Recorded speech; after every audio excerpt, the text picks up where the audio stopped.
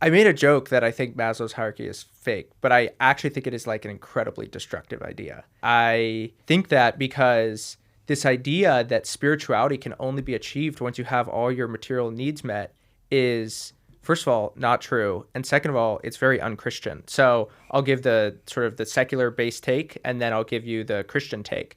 Actually, they sort of align really well. Like, the Bible through Jesus says, "Blessed are the poor in spirit, and it is the meek who shall inherit the earth." And who was Jesus? Jesus was a carpenter. And I think Matthew is a tax collector, right? Like, throughout the the New Testament, it is the people often at the bottom of society who end up being the kinds of people who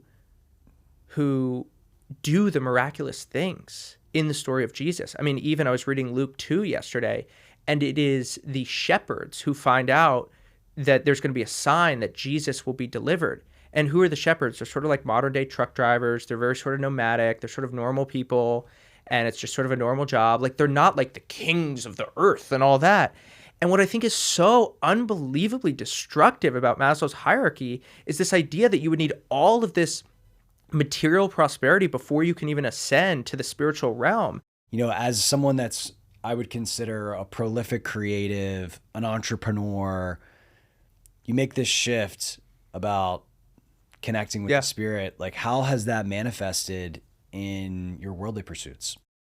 I just worry about Maslow's hierarchy because I don't think that spirituality and otherworldly things and the transcendent should ever feel like a luxury good. And my worry is that this makes it feel like a luxury good, that you can only get there later. And I agree with you that there's a lot of people who have material success. And just like us, we had some, you sold your company and went through all those challenges during that process of trying to sell it. And you said, oh my goodness, I don't know that I want to be running SaaS companies for the rest of my life. I don't know that this is the meaning of my existence.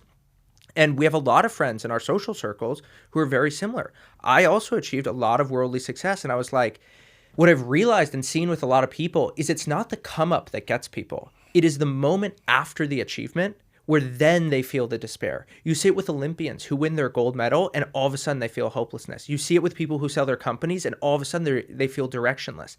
That is the moment that I really worry about people. It's paradoxically at their moment of greatest elation and achievement that I worry about people the most in the months that follow it. And like I said, I just worry that Maslow's hierarchy frames this in spirituality as a luxury good.